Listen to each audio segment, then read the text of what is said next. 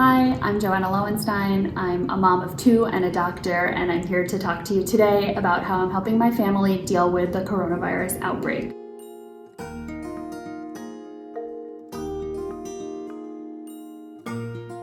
I have two kids, one is 3 and has had a cold basically forever. Sound familiar?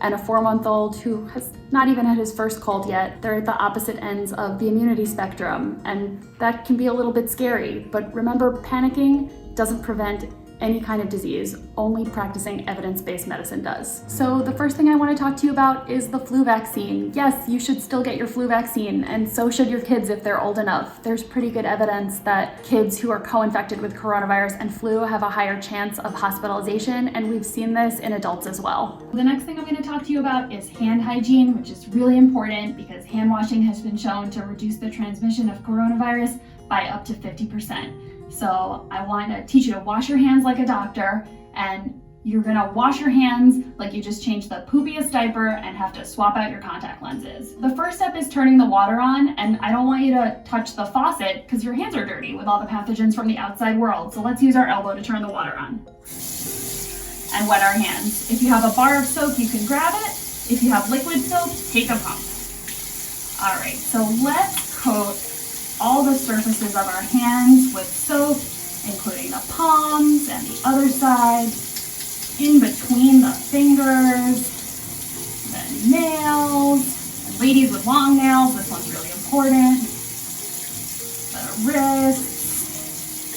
And this whole procedure should take about 20 seconds, and if you're not sure how long that is, think Baby Shark and get all the way to Daddy Shark. And then you can wash the soap off.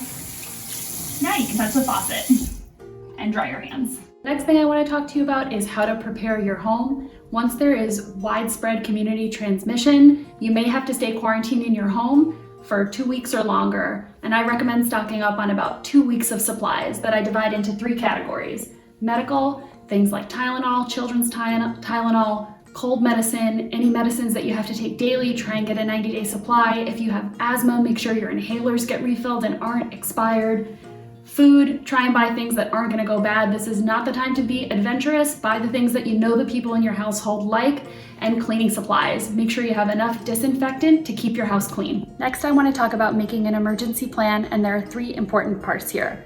1, planning to work from home. 2, childcare, and 3, activities with your kids. So if you need to work from home, you need to get prepared. Take the things that you might need from your office, bring them home. Make sure your internet connection is strong enough if you're going to need internet. 2, childcare. If you're a first responder and you can't work from home, you're going to need to think about who might take care of your kids if schools and daycares are closed, and who might take care of your kids if you're sick and you need to be in bed. And 3, activities with your kids. You might have to keep your kids indoors for a while, so it's good to plan some activities that'll occupy them during this time. Now that we know that coronavirus can be spread by asymptomatic carriers in the community, it's really, really important to emphasize social distancing. Everyone should really be spending the majority of their time at home and trying to minimize time outside the home. If you can have your groceries and pharmaceuticals delivered, do it. Shop online as much as you can. No play dates, no parks. You gotta keep your kids at home. You can take them out for short walks with you, but they can't touch other kids and touch anything because that's how coronavirus spreads. So finally, I think it's really important to identify good sources of information. There's a lot of fake news circulating out there, and this is a time when clickbait really soars. So some good sources of information that you can rely on are the World Health Organization, your state Department of Health website, cdc.gov, or hospitals that you trust. Overall, the 2019 novel coronavirus outbreak is a real threat to the world, and as parents, we need to be prepared. I hope that by taking these easy steps, you can feel more prepared, more at ease, and ready to tackle this.